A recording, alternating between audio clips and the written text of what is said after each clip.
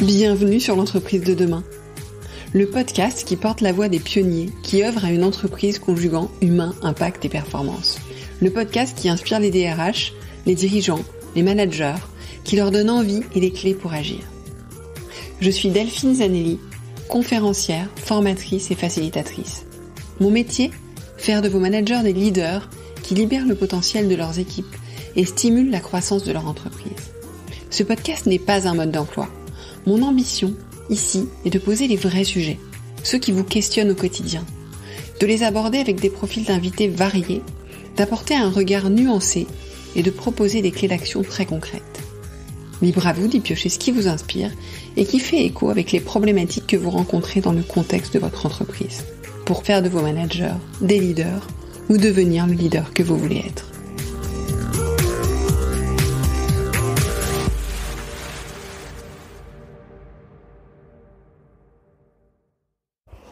Bonjour, bienvenue dans l'épisode 6 de la saison 6 du podcast, intitulé Leadership et authenticité. Une saison pour explorer les clés du leadership d'aujourd'hui et de demain. Une saison donc qui comporte 10 interviews de leaders d'horizons extrêmement variés que je vous propose chaque jeudi, couplées à 10 épisodes de décryptage et de partage de pratiques sous forme de hack le lundi. Pour cette saison, j'ai pour partenaire UKG. UKG, c'est un éditeur de solutions de gestion des temps, de planification, de solutions RH, qui aide plus de 80 000 organisations à travers le monde, tous secteurs confondus. Leur mission, c'est de simplifier les process au sein de l'organisation pour améliorer l'expérience collaborateur, l'engagement et les performances. Et pourquoi est-ce qu'ils ont souhaité être partenaires de cette saison sur le podcast sur le leadership ? Eh bien parce que quand on libère à la fois nous-mêmes, managers, et les équipes des tâches chronophages et rébarbatives, ça permet à tout le monde d'être plus créative, de dégager de l'espace mental et de l'espace temps pour travailler sa posture de leader. Alors pour ce 6e épisode, j'ai le plaisir de recevoir Marion Darrieutor. Marion qui est dirigeante du cabinet The Arcane, qui est présidente aussi du think tank Entreprise et Progrès. Notre interview a eu lieu au printemps dernier et faisait écho à la sortie de son ouvrage Le temps des leaders pop, changer de style de dirigeant pour changer le monde. Alors qu'est-ce que c'est qu'un leader pop ? Eh bien, un leader pop, c'est un leader populaire, ouvert et politique. Un leader dans l'horizontalité, l'écoute, la transparence, l'empathie. Un leader qui est, selon Marion, celui dont on aura le plus besoin aujourd'hui et demain. Marion, dans ce livre, et dans cette interview, partage avec nous son parcours, les doutes, les interrogations qui l'ont jalonnée et les enseignements qu'elle en a tirés. Elle dit « Je me suis trompée, j'ai tâtonné et c'est là où j'ai compris que je n'étais pas vraiment le leader que je voulais être. » Elle nous partage également tout ce qu'elle a pu observer dans son métier auprès de ses clients, mais aussi dans son rôle de présidente du think tank d'Entreprise et Progrès. C'est un regard à la fois personnel et politique, un regard pragmatique et engagé, une réflexion qu'elle a souhaité généreusement partager dans son livre et avec nous aujourd'hui. Vous aurez dans notre échange un aperçu de son livre, un aperçu de son chemin, un aperçu de ce qui lui a permis d'évoluer, de mieux comprendre, un aperçu de ce qu'elle projette pour le futur. Mais je vous conseille vivement, à votre tour, de lire, d'offrir peut-être son livre pour pouvoir répandre en fait cette vision du leadership qui me paraît particulièrement intéressante et pertinente pour aujourd'hui et pour demain. Et puis, suite à notre échange, que vous allez pouvoir écouter dans 30 secondes, je vous proposerai lundi un épisode de décryptage avec quelques pistes d'action pour pouvoir avancer vous aussi vers le leader que vous voulez être. Je vous souhaite une bonne écoute. Bonjour Marion. Bonjour Delphine. Aujourd'hui, on est là pour parler du leader pop. On va commencer déjà par qu'est-ce qu'un leader pour vous ? Avant de parler du leader pop déjà. C'est une bonne question. Effectivement, un leader, c'est quelqu'un qui a une position de chef, qui a une position d'autorité. Alors on reviendra sur la notion d'autorité. Et donc un leader, ça peut être un leader d'entreprise, ça peut être un leader politique, ça peut être une maman, un papa, ça peut être un chef de bande, ça peut être un chef de tribu. C'est pas que un leader économique et d'entreprise, mais voilà, c'est celui qui à un moment donné se retrouve dans une position d'autorité et se pose la question de comment exercer son autorité. D'accord. Et donc le leader pop ? Donc le leader pop, c'est celui qui est, on va y revenir, populaire, ouvert et politique. Et donc c'est un leader qui est très connecté à la société dans laquelle il vit, il a une écoute, il a une empathie. C'est un leader qui est capable d'être à hauteur d'hommes et de femmes, pas en surplomb, et donc par opposition au leader classique, qui est dans une forme de verticalité, de puissance, de pouvoir. Le leader pop, il est plus dans l'horizontalité, dans l'écoute, dans la transparence et dans l'empathie. Voilà, donc c'est le leader pop, il est ce que je pense, c'est qu'il représente le leadership dont on aura de plus en plus besoin demain. Qui correspond en fait à ce qu'est notre société, très horizontale, quand même, beaucoup plus dans le dialogue, dans la co-construction. Ça commence à bouger, on va pas se mentir. Vous avez vous-même plein d'interventions en entreprise et on voit bien qu'on est sur des modèles d'entreprise qui sont encore assez classiques, mais moi je vois qu'il y a des changements dans la société. Je vais donner quelques exemples. En fait, on voit que notre rapport à l'autorité est en train de changer dans la société. On n'a pas du tout envie de la même autorité qu'avant. Le culte du secret, souvent dans les entreprises, il y a des leaders qui pensent qu'ils font de la rétention d'informations parce que ça leur donne un pouvoir. Aujourd'hui, avec le digital, en fait, ça vole un peu en éclats. Voilà, donc, et cette horizontalité, on le voit bien, où la verticalité pure, en fait, elle plaît beaucoup moins. Donc, je crois qu'on a des signaux faibles qui vont devenir de plus en plus forts et c'est pour ça que j'ai envie de promouvoir une autre forme de leadership. Oui, et quand on parlait d'horizontalité, la technologie aussi fait quand même beaucoup évoluer ça aussi. Ne serait-ce que quand on regarde le Web 3, les façons dont les gens, les personnes se mettent ensemble sur des projets sans même se connaître, etc. Tout ce qui est possible à faire. Et je parle même pas du chat GPT qui peut questionner notre rôle de sachant en fait. Exactement, et donc ça c'est très intéressant parce que dans la position d'autorité, il y avait je suis le sachant, je suis le chef, donc je suis le sachant. Et on voit bien que la contestation positive et constructive, elle peut venir de partout. Et donc ça interroge la question de le leader finalement aujourd'hui il est quoi puisque tout ça vole en éclats. Et voilà, et moi je pense que le leader il est là pour guider, il est là pour accompagner, faire grandir les gens, mais ça demande une toute autre posture. Mais ça veut dire pas forcément savoir. Voilà, ça veut dire que reconnaître que je ne sais pas, reconnaître que j'ai besoin de l'autre, reconnaître qu'on va faire ensemble et reconnaître que je peux faire des erreurs. C'est juste énorme comme parce posture. Que moi je croise quand même à peu près 90 managers sur 100 qui me disent j'ai besoin de connaître la partie technique de mon métier.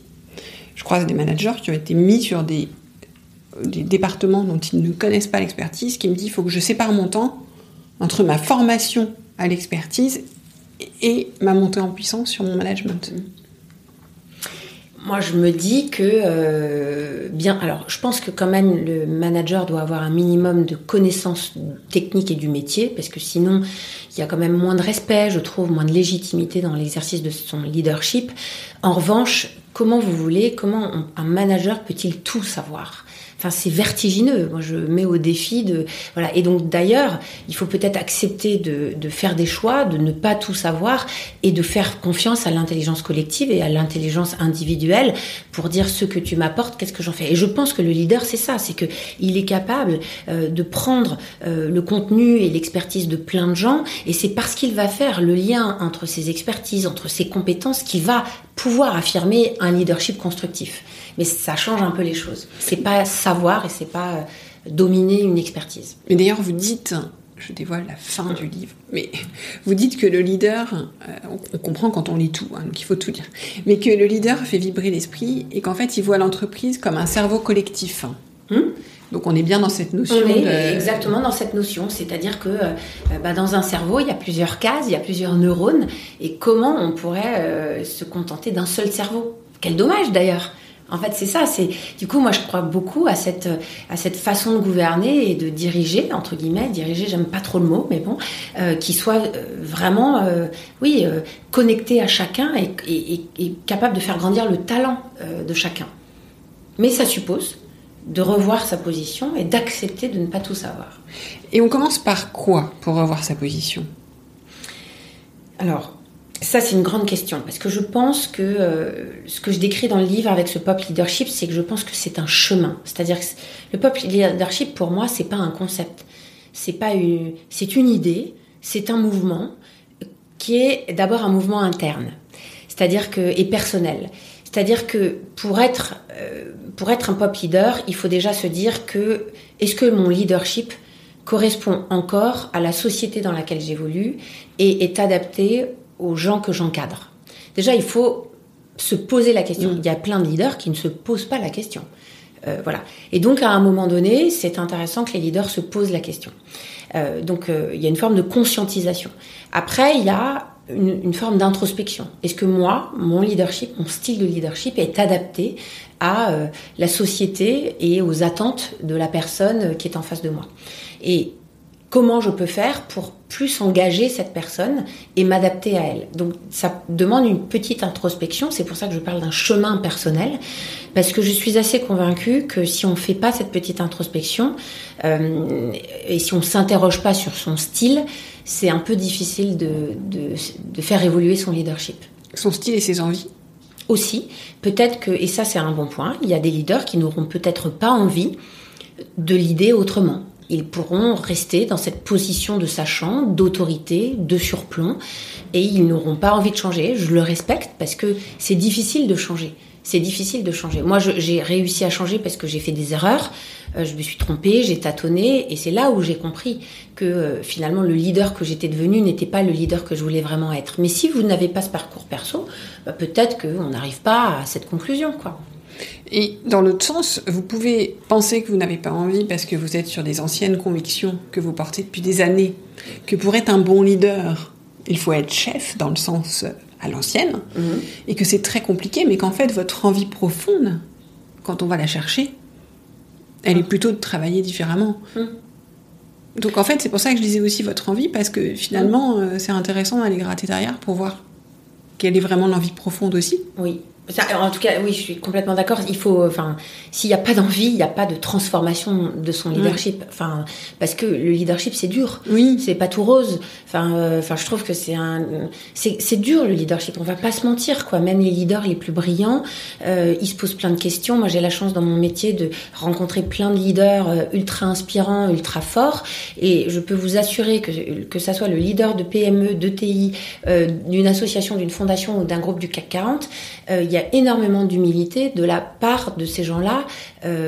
Voilà, donc ça démarre par l'envie. Et ça démarre par aussi une vision du monde, en fait. Oui. De quoi j'ai envie, ce dont j'ai envie pour mes collaborateurs. Ouais. Et pour moi, d'ailleurs. Mais il y a beaucoup d'espoir parce qu'on voit des leaders qui ont quand même pivoté. Je pense que vous connaissez, ça y est, j'ai un trou, l'entreprise du cœur. Oh, j'y reviendrai. L'ancien patron de Best Buy. Oh, j'ai un trou. Joly. Oui. Hubert Joly. Hubert Joly. Voilà. Bon, dans son livre, il explique qu'il a quand même changé. Je trouve important votre livre comme témoignage de l'évolution que vous avez vécue, que vous voyez autour de vous, mais je trouve important aussi de montrer qu'il y a vraiment des leaders à tout niveau qui peuvent évoluer, et que c'est une bonne chose. Et je voulais revenir à votre évolution et à quelque chose dont vous parlez dans le livre, c'est quel a été le rôle de vos collaborateurs là-dedans? Comment, est-ce qu'un manager, est-ce qu'un leader peut évoluer tout seul? Non. On évolue parce que l'environnement, notre famille ou nos collaborateurs, et c'est surtout les collaborateurs, nous challenge. Moi, mon questionnement, ça a été de dire, en fait, est-ce que je suis capable d'engager ces gens-là? Est-ce qu'ils me suivent? Et en fait, vous voyez bien quand on vous suit pas. Et donc, quand on vous suit pas, ça veut dire quoi? Ça veut dire que ce que vous dites n'imprime pas, que la vision que vous portez n'engage pas, que la façon dont vous gérez ça passe pas, la méthode est mauvaise, et donc voilà. Et donc c'est aussi le retour des collaborateurs qui m'a fait dire que globalement j'étais en train de faire fausse route. Et donc c'est des collaborateurs qui me disaient on te reconnaît pas. Je te connais depuis quelques années, mais là on te reconnaît pas. Ou des collaborateurs où parfois je pensais leur faire du bien parce que j'étais sincère. Et en fait, je me rendais compte que ça ne leur convenait pas forcément, et c'est ok. Donc, en fait, oui, c'est là où je décris les erreurs. Et aujourd'hui, en fait, j'ai les collaborateurs sont encore très très présents, me disent la vérité. Je leur demande, dites-moi la vérité. Parfois, ça m'embête, mais c'est très intéressant ce retour en fait que j'ai de leur part. Mais il faut aussi donner la permission pour avoir les retours. J'allais dire, je vois trois choses là-dessus. La première, c'est que quand vous avez leur retour, vous ne l'avez pas pris comme c'est eux qui ne performent pas, parce que parfois, on a ce regard de ça ne marche pas, donc en fait, voilà. La deuxième chose, c'est que vous avez dû créer un cadre de sécurité pour qu'ils vous fassent ces retours, parce que c'est pas évident Et c'est pas voilà. Et la troisième chose, c'est que vous en avez fait quelque chose.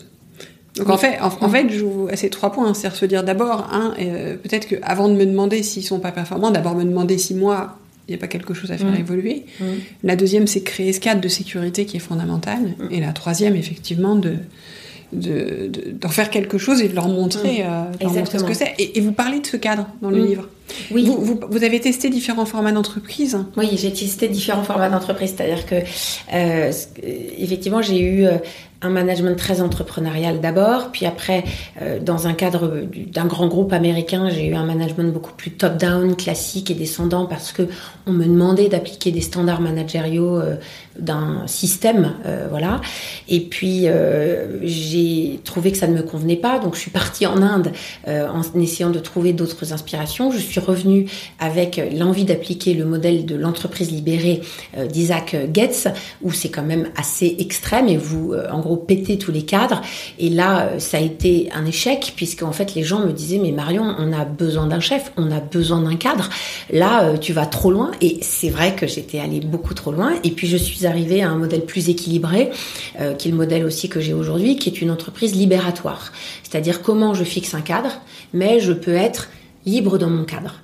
Et libre dans mon cadre, c'est donner la permission de faire des choses, parfois de sortir du cadre aussi, d'exprimer des idées, voilà. Mais en fait, une entreprise, c'est quand même un endroit où on a besoin d'un chef, d'un leader, on a besoin d'un cadre, on a besoin de règles, et je trouve que les gens sont beaucoup plus créatifs quand ils ont un cadre et quelques contraintes. Voilà. Donc j'ai expérimenté plusieurs formes, parce que vous voyez, en fait, c'est jamais fini cette quête. En fait, on essaye des choses, on se trompe, on réajuste, voilà. Mais il faut le faire avec sa personnalité, avec son style. Voilà. D'où l'importance de le trouver, de le connaître, de connaître ses envies, parce que ça va être long, ça va être dur, et qu'il faut se souvenir pourquoi est-ce qu'on fait les choses aussi, quoi. Et vous en parlez beaucoup aussi, de la conviction, en fait, d'avoir une conviction que l'on porte. Et ça, votre point, il est important, parce que je me suis rendu compte que, en fait, on est projeté dans des jobs de leadership, dans des positions de leadership, mais en fait, on n'est jamais vraiment accompagné. Donc, le leader, il arrive et il se dit, comment je deviens leader ou chef ? Il regarde les modèles qu'il a eus. Donc, globalement, les modèles, ils sont tous des modèles un peu traditionnels, en majorité. Il va ouvrir un livre de management ou autre, mais finalement, en fait, c'est toujours un peu la même chose. Et puis, c'est un mode d'emploi. Mais il n'y a pas... Moi, ma quête, c'était de dire, est-ce que je peux trouver un bouquin qui, en fait, va m'accompagner à trouver mon style, c'est-à-dire ma colonne vertébrale de leader, en fonction de qui je suis, de mon talent, de mes défauts, de ma vision du monde. Et ça, en fait, je ne l'ai jamais trouvé. Et c'est pour ça, aujourd'hui, que j'ai écrit ce livre, parce que, en fait, je pense que la réponse, elle n'est pas dans les manuels de management ou... voilà, en fait, il faut d'abord partir de soi. Il ne faut pas partir... d'un mode d'emploi. Il n'y a pas de mode d'emploi, parce que le mode d'emploi, il est dans notre propre logiciel et dans cette introspection que je dois faire de quand est-ce que je suis vraiment alignée avec moi-même et quand est-ce que je ne le suis pas et que je suis un peu écartelée. Voilà. Et ça, c'est ça mon message aussi, c'est que on n'apprend pas à être leader, on est projeté. Il faut juste accepter de se dire quel leader je veux être et comment je peux être ancré dans le style que je veux. On parle beaucoup de l'authenticité dans le leadership aujourd'hui, c'est exactement ça. En fait, l'authenticité, c'est accepter qui je suis, qui je veux être, le reconnaître et avancer avec ça. Exactement. Et tout en étant dans une entreprise, je suis un dirigeant, je dois faire des profits, je dois créer de la valeur, parfois je dois faire un plan de licenciement. C'est difficile, mais je peux par exemple aussi faire un plan de licenciement avec mes propres valeurs, en respectant l'autre. Vous voyez ? Donc, exactement. Voilà. Et quelle que soit l'entreprise où je suis, je peux être qui je suis. Parce que ça, parfois, les gens ont du mal, ont l'impression qu'ils doivent se conformer. Alors, dans une certaine mesure, dans la limite du cadre. Alors, là où c'est important, votre point, il est important parce que on vit quand même dans des systèmes. Oui. On vit dans des systèmes. Je veux dire, l'entreprise, c'est un monde qui est codé, qui est standardisé. Et donc, ça veut dire que quand on commence à faire ce travail d'introspection, ça veut dire qu'il faut aussi se dire que peut-être que je vais arriver à la conclusion que je ne suis pas adaptée au système dans lequel je travaille. Complètement. Et donc, c'est pour ça que je pense aussi qu'il faut avoir parfois la liberté et le libre arbitre et l'humilité de reconnaître que finalement le cadre de travail dans lequel je suis aujourd'hui, il ne me convient plus. Alors, certains me disaient, c'est une problématique de riches. Tout le monde ne peut pas quitter son job, tout le monde... Et ben moi, j'ai vu plein de gens, même avec des petits salaires, se dire, je vais travailler autrement pour être plus heureux. Et je pense que c'est possible d'exercer son libre arbitre parce qu'il ne faut pas que le système écrase l'individu. Oui, je pense qu'à terme, c'est quand même très très salutaire, donc c'est important de le faire. Oui, parce que quand on voit toute la grande démission, quand on voit le sens du travail, le détravail et tout, en fait, qu'est-ce que ça exprime ? Ça exprime juste des gens qui sont pas toujours alignés avec les systèmes dans lesquels ils travaillent. Donc, est-ce que c'est à eux de s'adapter ? Est-ce que c'est à nous, chefs d'entreprise, d'adapter nos modèles ? Je pense que ça doit aussi venir de nous. Oui, c'est clair que c'est à mi-chemin. Vous dites que le leader passe de la subordination, donc du lien de subordination, plutôt à la séduction. Le mot, il est un peu fort, hein, séduction. Mais c'était pour vraiment montrer les deux extrêmes. C'est la subordination, oui, parce que c'est le management classique. C'est pyramidal, c'est vertical. Je reporte, je rends des comptes, je suis évaluée. Et je suis contrôlée. La séduction, c'est pas au sens la séduction féminine, c'est la séduction des idées, la séduction d'une vision que je porte et je vais la partager, un peu comme le ferait un leader politique, qui est le 3e P de Pop. Et du coup, je séduis par ma vision, je séduis par mes convictions et du coup, et ça devient un projet partagé dans le sens qui devient un ciment commun. Voilà, c'est cette séduction et ça veut dire quoi ? Ça veut dire forcer les dirigeants à n'importe quel niveau de verbaliser une vision et pas juste une stratégie, des indicateurs financiers. C'est vraiment, et je pense que c'est à tous les niveaux qu'un manager peut dire à son équipe, ma vision pour notre équipe, c'est ça. Exactement. Et qu'il y mette un peu de lui-même, parce que formaliser une vision qui est incarnée, sinon c'est... Oui, en disant « je ». C'est-à-dire que souvent, on n'ose pas dire « je » dans l'entreprise. Et c'est ce à quoi je crois. C'est pas je en position d'écraser les autres. C'est ce à quoi je crois. C'est les convictions qui me guident et de dire, vous voyez, ces indicateurs financiers, nous allons les faire parce que ce à quoi je crois, ma vision du sujet, c'est ça. Et en fait, on va le faire et on va y arriver. Voilà. Je pense que c'est beaucoup plus puissant dans l'engagement que juste dire, on a ça comme indicateur financier et on va se débrouiller pour le faire. Ouais. Donc, on disait tout à l'heure, le leader pop, il fait vibrer les esprits, donc il voit le cerveau collectif, il fait vibrer les cœurs. Vous disiez, c'est son ouverture, c'est le fait qu'il donne une réelle place à son équipe. Et j'aime beaucoup ce que vous dites aussi, qu'il résonne avec le monde. Et je crois qu'on a un monde qui évolue tellement, qui est tellement complexe c'est important. Et l'entreprise on a toujours eu une part de la société dans l'entreprise, mais l'entreprise a pris un nouveau rôle dans la société. Les Français, en France, ont une nouvelle attente par rapport aux entreprises. Et du coup, comment est-ce que ce leader vient résonner avec le monde ? Alors, votre point, il est important parce qu'on est en train de faire une énorme mutation. Avant, l'entreprise, elle était décriée, elle était montrée du doigt. Et on voit bien qu'au fur et à mesure que la puissance étatique, on s'est rendu compte qu'elle pouvait moins nous aider, l'entreprise est devenue une valeur refuge. Et c'est important de voir l'attachement des Français, le nouvel attachement des Français à leur entreprise. Ils croient à l'entreprise refuge et ils croient au patron boussole. Donc déjà, ça donne une obligation aux entreprises et aux chefs d'entreprise qui est complètement différente. Et du coup, ça donne aussi des interpellations sociétales nouvelles. Aujourd'hui, un dirigeant d'entreprise, il va être interpellé par ses équipes sur la guerre en Ukraine, sur est-ce qu'il faut aider suite au séisme en Turquie, quid de l'avortement aux États-Unis, vous en pensez quoi, les droits de la femme en Iran. Franchement, c'est vertigineux pour un dirigeant d'entreprise qui a juste été habitué à gérer son PNL et à sortir ses profits. Et donc, en fait, je vois que cette interpellation sociétale, elle s'accélère et que pour les dirigeants d'entreprise, c'est difficile. Donc, ça veut dire quoi ? Ça veut dire qu'il faut qu'ils intègrent aujourd'hui dans leur leadership cette écoute sociétale, cette écoute du monde. Alors, pas pour régler tous les problèmes du monde. On va pas pouvoir tout régler. Mais peut-être se dire, par rapport au monde dans lequel on vit, il y a peut-être un sujet auquel j'ai envie de m'attaquer, c'est le droit des femmes, les carrières des ingénieurs, tout ce qui représente une cause sociétale. Et du coup, ça veut dire que le leader, il faut qu'il écoute, il faut qu'il soit en empathie, il faut qu'il puisse saisir les signaux faibles. Et ça, c'est complètement différent parce que les leaders, ils ont depuis toujours. On est plutôt dans une forme d'entre-soi. On écoute plutôt sa garde rapprochée, son directeur financier et son RH. Et donc moi, ce que je recommande aux leaders, c'est de se connecter à la société civile. Donc plutôt que de faire que des déjeuners avec ses pairs, de faire aussi des rencontres avec des jeunes, avec des gens, des associations, avec des ONG, des activistes, pour comprendre et prendre le pouls. Et en plus, ça fait grandir, ça inspire. Puis ça donne beaucoup d'énergie. En plus. Ça va. Et un point aussi dont vous parlez de l'émergence du féminin. Alors pas forcément de la femme, on parle des valeurs du féminin, de la part féminine aussi des hommes, parce qu'on a une part masculine et féminine chacun. Vous pouvez nous en dire un peu plus ? Alors, ce à quoi je crois, c'est que le leadership n'a pas de genre. Parce qu'on m'a dit, est-ce que le pop leader est forcément une femme ? Pas du tout. En fait, ce à quoi je crois, c'est un équilibre des valeurs féminines et masculines. Un mec, un leader homme, il peut être un mec super viril et avoir des valeurs féminines très très fortes. Il peut être à la fois puissant et dans l'écoute et dans l'empathie. Une femme, elle peut avoir des valeurs, elle peut être très féminine et avoir des valeurs masculines. Du coup, pour moi, ça n'a pas de genre.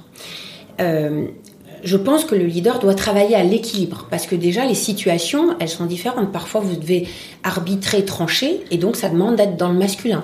Parfois, vous devez écouter et donner la parole, donc là, on est plus dans le féminin. Donc en fait, le leader, c'est intéressant qu'il réfléchisse à comment je fais l'équilibre un peu plus fort de toutes ces valeurs autour de moi. En revanche, je pense que les femmes, et les valeurs féminines, on va dire, sont des valeurs dont on va avoir de plus en plus besoin dans le monde qui s'ouvre, parce que il y a, par rapport à ce que vous disiez de l'écoute de la société, on a besoin d'empathie, on a besoin de bienveillance, on a besoin d'écoute, et ça, c'est le champ des valeurs féminines. Voilà, donc ça, il faut quand même apprendre à les développer. Et alors, ma question finale, aujourd'hui, le point noir, le point de douleur le plus important d'absolument tous les managers, c'est comment j'engage les jeunes générations. Alors, qu'est-ce qui fait un leader pop pour ça ? Il se met à leur hauteur. C'est-à-dire qu'il accepte d'être un rôle modèle, parce que je pense que les jeunes, et j'en ai plein dans mon cabinet Arcane, en fait, ils ont quand même besoin d'un modèle. Ils ont besoin d'un modèle inspirant. Donc, il faut accepter que vous êtes une source d'inspiration pour les plus jeunes. Mais en même temps, il faut leur donner la parole, il faut leur donner beaucoup de liberté. Il faut les laisser se planter. Il ne faut pas les contrôler. Ça, c'est un truc qui m'énerve. C'est par exemple, on me dit le télétravail, j'ai droit à combien de jours et tout. Moi, ma réponse, c'est ok, on peut fixer des règles. Fixons un cadre, puisqu'on a dit qu'il fallait fixer un cadre. Mais moi, en fait, ce que je vois avec cette jeune génération, c'est que s'ils ont envie de sortir et faire une grosse fête le jeudi soir et de pas venir bosser le vendredi, mais de s'y remettre le samedi, parce que de toute façon, je leur fais confiance. Franchement, moi, je m'en fiche. Ce qui compte, c'est que le boulot, il soit fait. Et en fait, je pense que l'absence de contrôle et la confiance qui n'exclut pas le contrôle, mais de dire, en fait, tu t'organises comme tu veux, ça, je pense que c'est quelque chose dont ils ont besoin. C'est pas facile à articuler dans une entreprise, attention. Mais en fait, il faut qu'ils sentent que c'est possible. Et on peut tous agir au niveau de notre équipe déjà. Déjà, c'est une toute petite tribu qu'on peut... Mais les entreprises évoluent souvent comme ça, par capillarité aussi, parce que des tribus évoluent. Et... Exactement. Eh ben, merci beaucoup Marion. Merci Delphine de m'avoir permis de parler de pop leadership.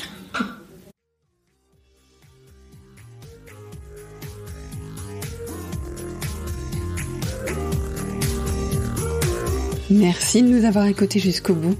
C'est sans doute que l'épisode vous a plu. Merci alors de le partager à 2 personnes autour de vous et de mettre une note et un commentaire sur Apple Podcasts ou Spotify. C'est ce qui nous fait ressortir dans les classements, permet au podcast de grandir, de profiter au plus grand monde, et puis ça m'encourage aussi. Et si ce n'est pas encore fait, abonnez-vous à la page L'entreprise de demain de LinkedIn pour ne rien manquer de l'actualité du podcast. Et à la newsletter, devenez le leader que vous voulez être, pour ne rien manquer des contenus exclusifs que je vous propose. Et puis, si vous avez besoin d'accompagnement dans le développement de votre leadership ou de celui de vos managers, ou si vous cherchez la prochaine conférence qui inspirera vos managers, écrivez-moi, j'interviendrai avec plaisir. Je prends toujours grand soin de mes auditeurs et auditrices. J'adore travailler avec vous. Merci encore pour votre écoute et à la semaine prochaine.